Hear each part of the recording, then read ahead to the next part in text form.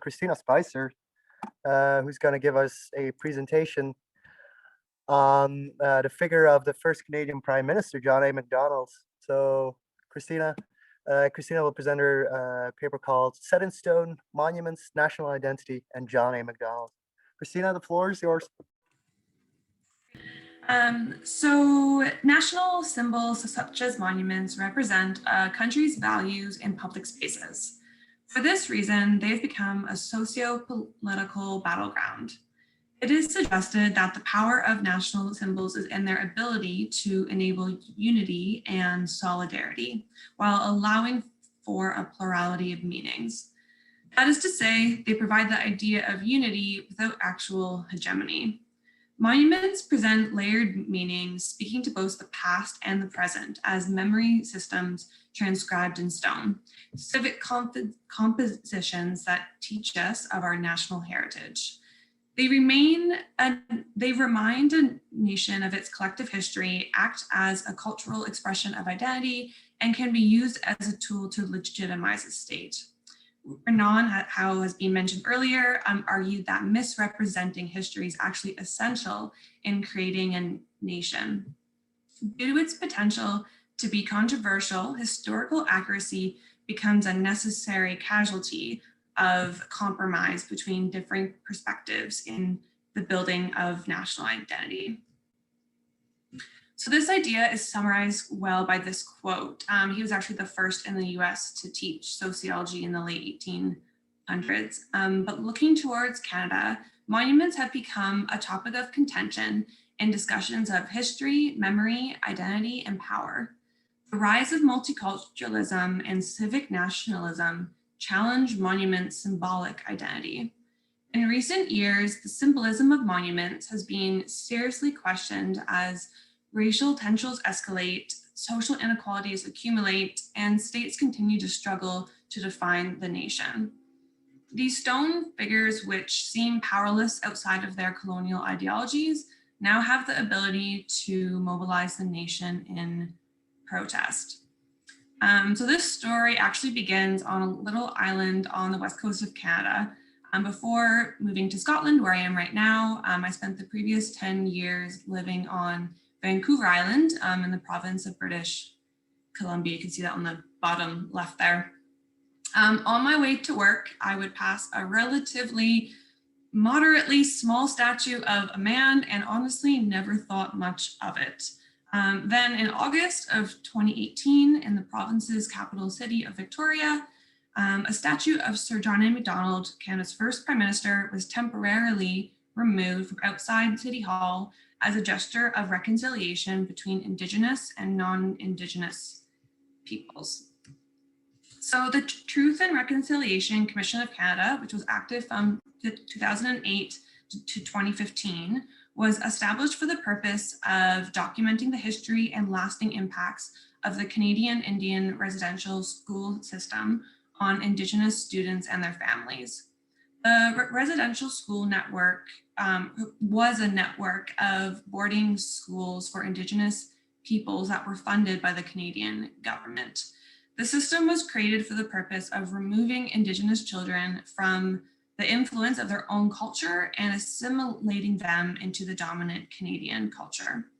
So the TRC report affirmed that reconciliation must go beyond mutually respectful relationships. There's a moral responsibility to make amends for the past. So the Victoria City Council has been in conversation with the Songhees and Esquimalt First Nations regarding what a suitable approach to reconciliation is. So following the statue's removal, the aspects of Canadian history that should be included within Canada's national identity has been the subject of national debate. Debates like these don't just constitute a referendum on national identity, but are a part of the process of defining and forming it. Its temporary removal sparked debates about the monument's meaning, the representation of Canadian history, and the pursuit of multiculturalism. Macdonald is remembered as one of Canada's founding fathers and one of the country's greatest leaders, serving as Canada's first Prime Minister, and he actually served, as you can see there, twice. However, he's also remembered as a colonial tyrant and the architect of the Indian residential school system. So the MacDonald statue embodies the tension between two competing perceptions of history. So the first illustrating MacDonald as a founder of the nation, and the second portraying him as a villain of the story of Indigenous assimilation. So supporters of both versions of MacDonald's legacy were present during the monument's removal.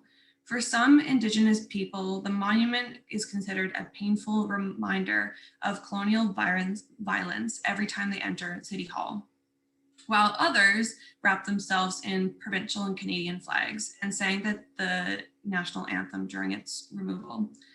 And after for a long time.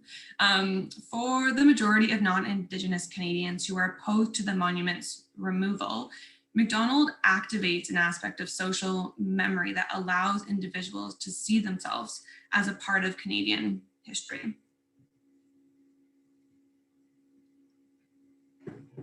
So fundamentally, the motivation beyond the monument's removal was reconciliation and working towards fulfilling the TRC's mandate of informing Canadians about the cultural genocide that occurred within the Indian residential schools. However, the city's failure to recognize the monument's influence on collective memory and Canadian identity excludes many non-Indigenous Victorians, arguably creating a deeper divide within society. MacDonald's removal may have furthered efforts of reconciliation between Indigenous people and the city, but it neglects a spirit of reconciliation between Indigenous peoples and the broader community. So there remains a lack of consensus across Canada regarding the best approach to reconciliation. A poll conducted in Manitoba, which is one of Canada's prairie provinces, found that only 38% of First Nations, Métis, and Inuit Manitobans that were surveyed believed that the removal of statues commemorating the Canadian leaders that participated in establishing the residential school system should be considered a major aspect of reconciliation. Rather, the results suggested that government should focus on land claims and other structural sovereignty issues. The poll also asked Indigenous respondents of their thoughts on replacing the names of colonial figures in public spaces, such as the street names that you see on the left. Yet a majority expressed that an increased public education of the province history is of greater importance. So you can see that there's a traditional acknowledgement there on the right that was said at the university where I did my undergrad before any big events or conferences or lectures. So the acknowledgement that's there on the right is meant to educate those present of the land's history. Also, in some of the newer government offices that are downtown for the province, there is a written acknowledgement on the walls. And before doing my master's, I worked at one of those offices, and it was so interesting actually being able to see the traditional acknowledgement of the land that we were working on, and also include a map or interesting facts about Indigenous culture or history, which I found was so informative. So a focus on transforming collective memory by working to inform Canadians while fostering healing may thus achieve the TRC's mandate more effectively than the materialistic removal of monuments. So by exclusively focusing on reconciliation, the truth aspect has been somewhat overlooked. Removing MacDonald's statue does not bring the truth of Canadians' history to the forefront of public consciousness or correct the Canadian perspective of history. Instead, it could actually encourage a continued forgetting of the horrors that were committed against the Indigenous people. Using Halbach's theory that memory is socially constructed and acquired, the city is in a position to use the monument to reconstruct collective memory and subsequently the nation's identity. Removing the monument from the public sphere and controlling the depiction of history does not necessarily control public memory. Sir John A. Macdonald will continue to be remembered as a positive part of Canadian identity, whether or not his statue stands outside Victoria's City Hall.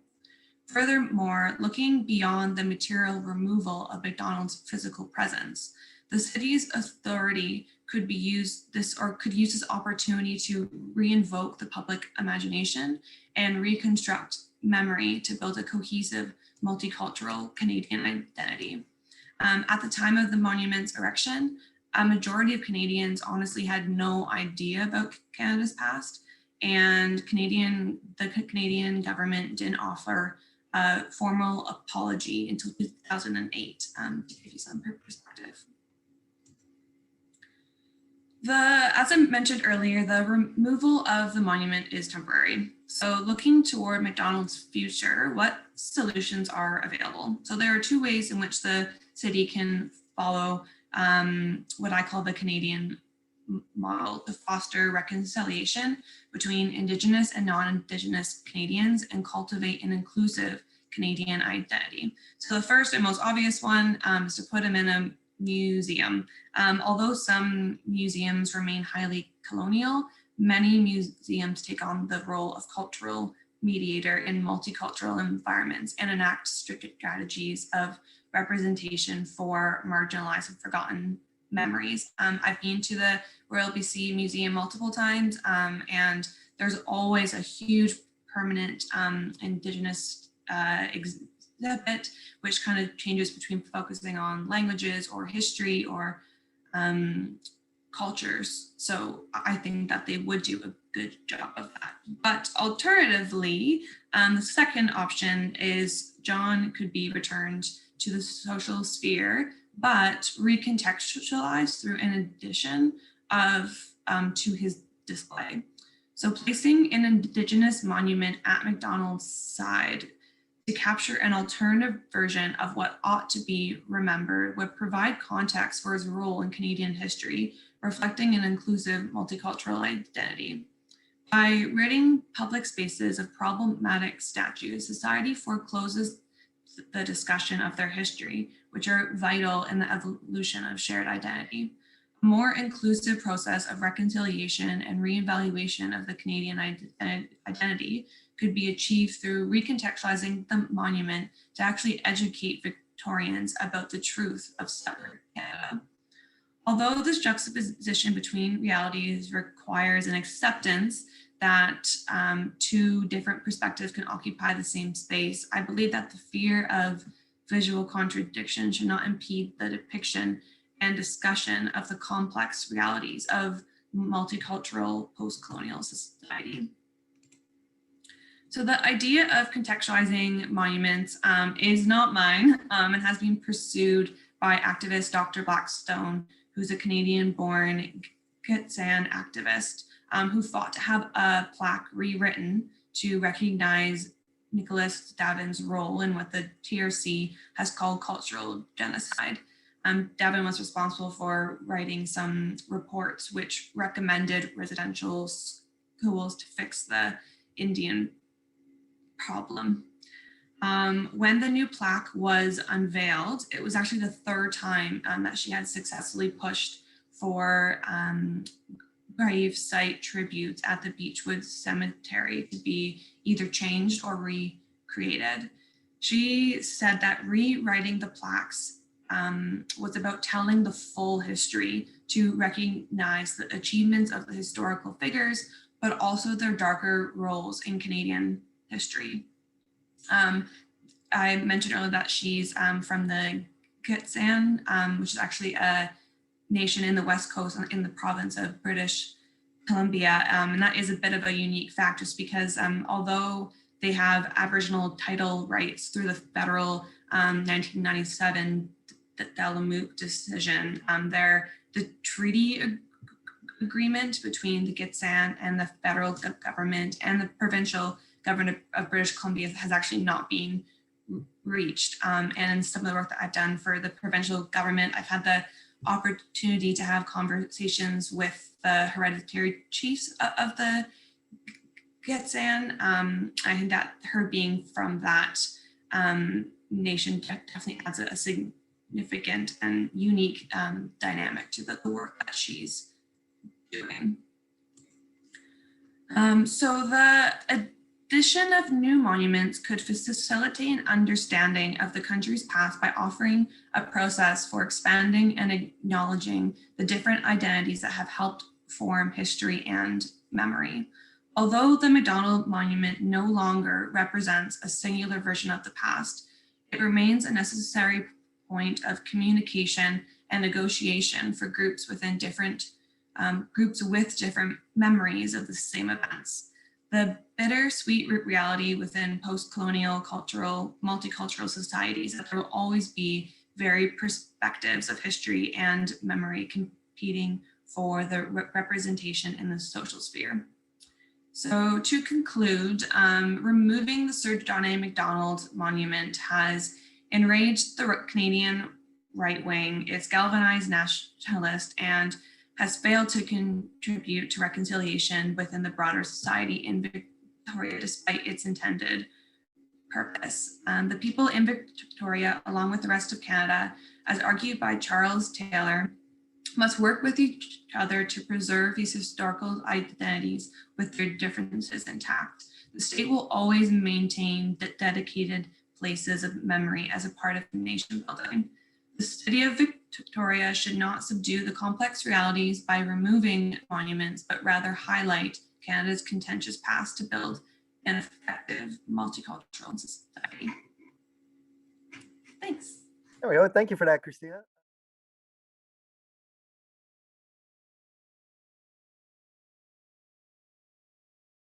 There was already one question asked in the chat. I'm just going to ask Alana, could you unmute and ask the question directly? Thank you. I really enjoyed it very much. In South Africa, when people suggest that statues that are contentious should be moved to museums, the museums often object because they fear that if they have too many of those, state funding might dry up. And our minister even said at one time, museums shouldn't become the dumping grounds of offensive objects.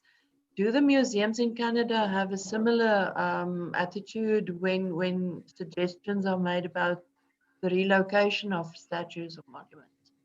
Yeah, so I guess I would say that I don't think that the first thing that they like to do is to put them in a museum.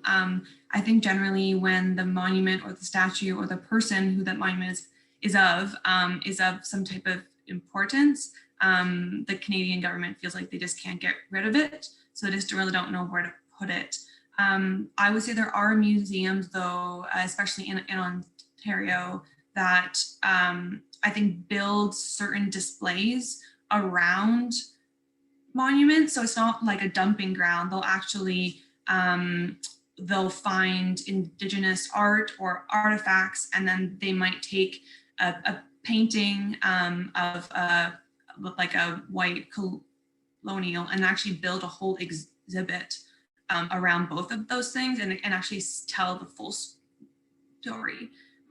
So I think, in my opinion, when it is done, it isn't just, we don't know where to put this, so let's just dump it in here and put a small sign and be done with it.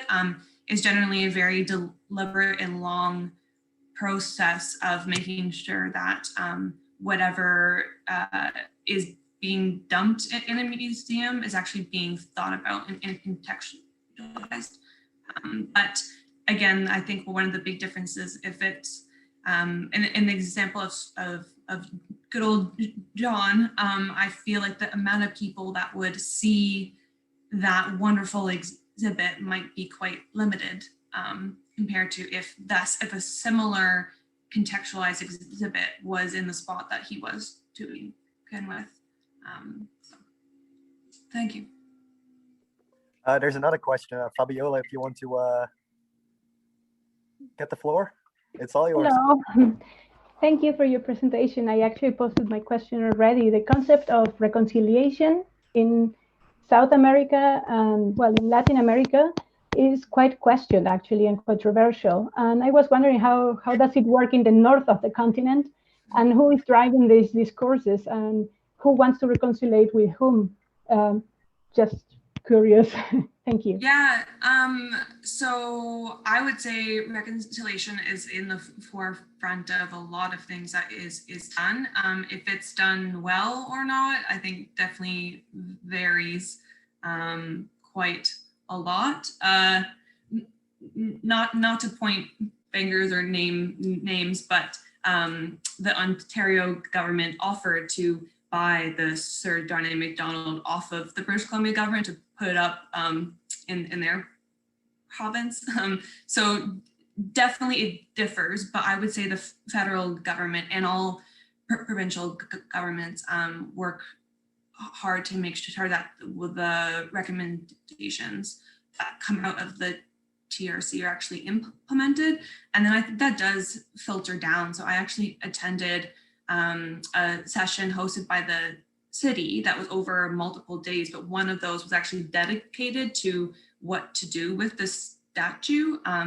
So I think that it kind of works on all levels, and it kind of does have to filter down to cities and actual spots, because the federal government just saying reconcile isn't going to really do much. But I think that there has been quite a big focus on, you kind of asked who's reconciling with who. I would say because it's being pushed by government, it ends up being government and the Indigenous population. And I think that what I try to kind of point to is the actual people, who are not Indigenous, also have to be a part of that as well. So I think there could be ways to kind of bring in non-Indigenous into that conversation.